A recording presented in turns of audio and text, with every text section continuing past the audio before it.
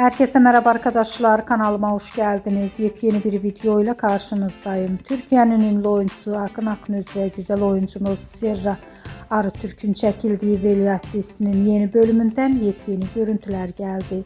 Akın Aknöz ve Serra Arıtürk'ün romantik görüntülerini sizler için YouTube kanalımda video halinde sunuyorum. Umarım beğenirsiniz. Arkadaşlar, videomu beğendiyseniz kanalımı izlemeyi ve bildirim butonuna basmayı unutmayın. Şimdilik benden bu kadar olsun. Yeni videomuzda görüşmek üzere. Hoşça kalın.